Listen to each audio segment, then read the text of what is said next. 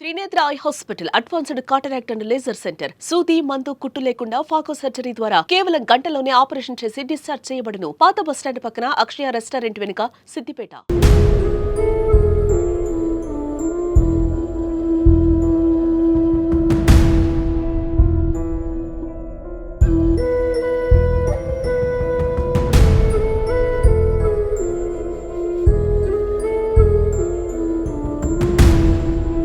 Welcome to Suman TV. Siddipet జిల్లాలో విషాద ఘటన చోటు చేసుకుంది. కొడుకు మృతి చెందిన వారం రోజులకే తండ్రి మృతి చెందిన ఘటన ఉస్నాబాద్ మండలం గాంధీనగర్ గ్రామంలోనైతే చోటు చేసుకుంది. ఈ నెల 20వ తేదీన మంతెన వెంకటేశ్వరరావు అనే వ్యక్తి హైదరాబాద్లో ఒక ప్రముఖ కాలేజీలో వ్యాన్ డ్రైవర్గా పనిచేస్తున్నాడు. ఒక బస్సు డ్రైవర్గా కూడా అక్కడ అతను పనిచేస్తున్నాడు. అదే కాలేజీలో ఉన్న సమయంలోనే అతనికి గుండెపోటు రావడంతో గమనించినటువంటి అక్కడ ఉన్నటువంటి ఆ డ్రైవర్స్ ఎవరైతే ఉన్నారో అతన్ని హాస్పిటల్‌కు తీసుకువెళ్ళగా అప్పటికే మృతి చెందాడంటూ కూడా డాక్టర్లయితే తెలపడం జరిగింది.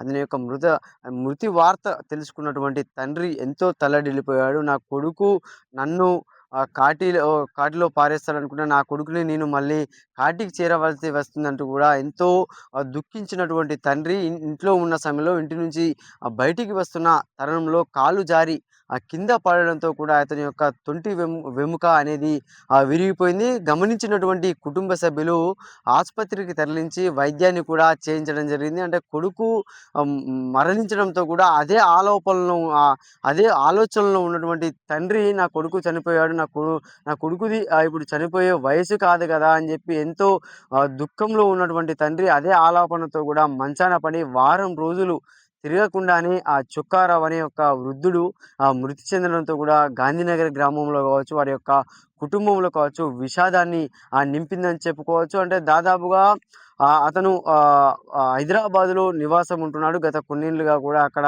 జీవనాన్ని ఒక స్కూల్ వ్యాన్ కాలేజీ వ్యాన్ నడుపుతూ కూడా జీవనాన్ని కొనసాగిస్తున్నాడు. అంటే ఇతనికి కొన్ని చుక్కారావు వాళ్ళతో పాటే ఆరోగ్య సమస్యలు ఉంటే కూడా అక్కడనే వాళ్ళ కొడుకుతో పాటే ఉండి హాస్పిటల్‌లో చూయించుకుంటూ కూడా అక్కడనే ఉన్నాడు. అంటే ఈ నెల జరిగినటువంటి 17వ తేదీన జరిగినటువంటి సర్పంచ్ ఎలక్షన్స్ కూడా వెంకటేశ్వరరావు వచ్చి ఓటు వేయడం జరిగింది. ఓటు వేసిన తర్వాత అక్కడ స్థానికంగా ఉన్నటువంటి గ్రామస్తులతో సైతం కూడా అతను ఎంతో ఆప్యాయంగా మాట్లాడి అందరితో కూడా మాట్లాడి కూడా వెళ్ళి 20వ తారీఖునే మృతి చెందడంతో కూడా గ్రామంలో విషాద ఛాయలు అలుముకున్నాయి. అటు కొడుకు మరణం మరవక ముందే ఆ గ్రామంలో తండ్రి కూడా మృతి చెందడంతో కూడా అందరూ కూడా ఒక దిగ్భ్రాంతికి లోనయ్యారు. అంటే ఇది ఒక విషాదకర సంఘటనగా కూడా అయితే గ్రామస్తులు చూస్తున్నారు. ఎందుకంటే ఇక్కడ ఈ గ్రామంలో ఎంతో పేరు ప్రఖ్యాతలు వీళ్ళు సంపాదించుకున్నారు. ఎంతో అందరికీ కూడా కలివిడిగా ఉంటూ అందరితో కూడా దగ్గరగా ఉండే ఈ కుటుంబంలోనే విషాదం నెలకొనడంతో కూడా